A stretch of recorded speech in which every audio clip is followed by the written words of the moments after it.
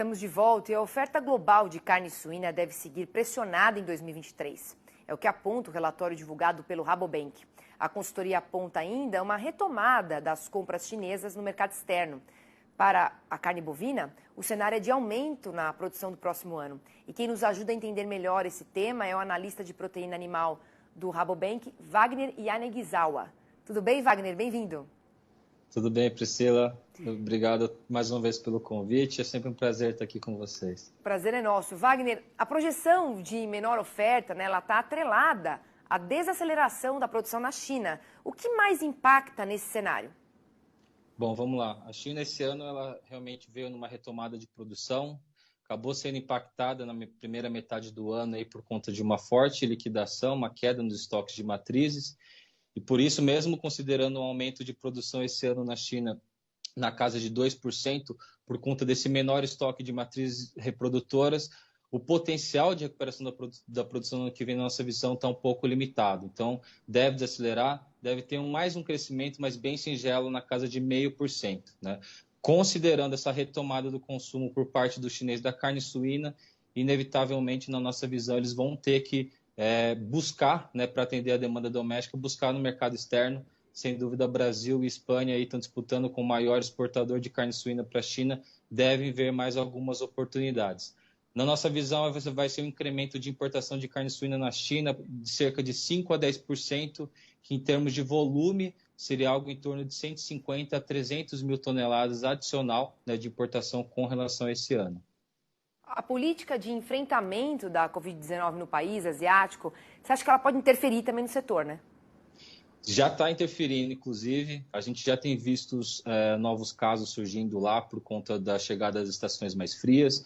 Então, não só o aumento de casos de PSA está ocorrendo, como também o aumento de casos de Covid dessa nova variante.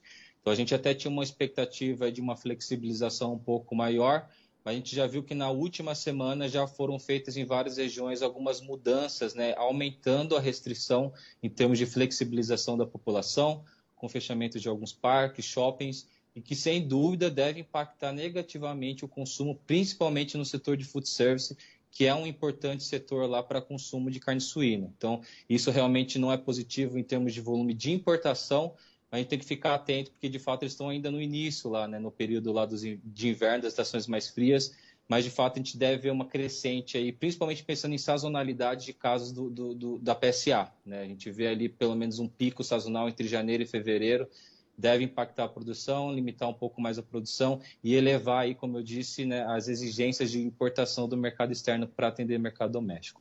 Agora, falando do mercado bovino, como é que fica a produção brasileira e o que afeta esse cenário de compras por parte da China?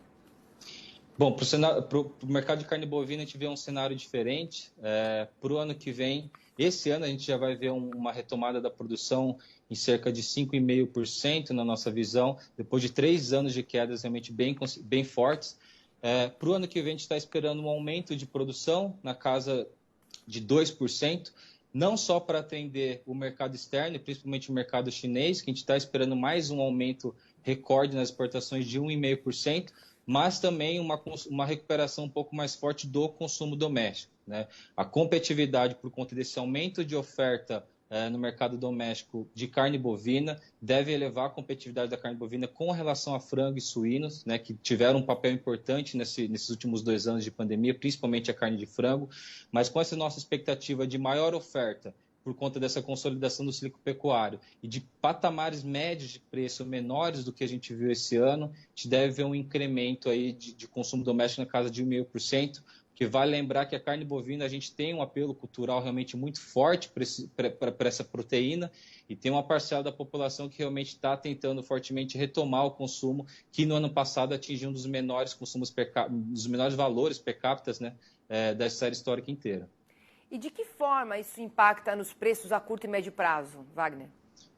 Bom, agora, nesse final do ano, a gente vê que com o encurtamento das escalas de abate, a gente vê um apetite maior por parte da indústria. Isso deve ser um fator positivo em termos de preço.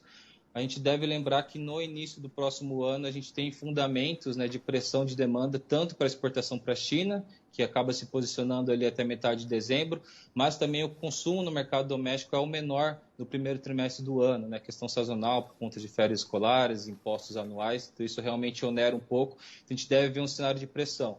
O mercado futuro sinaliza até um incremento, né? Então mostrando que os patamares realmente baixos do que a gente está vendo atualmente não deve dar grandes espaços para queda. Então a gente pode ver um cenário de estabilidade ou até um incremento aí, dependendo do cenário da oferta, que realmente foi bastante prejudicado, principalmente agora dos animais de confinamento, né? Nesse cenário de pressão forte de preços que impactou diretamente a atratividade desses animais no coxo.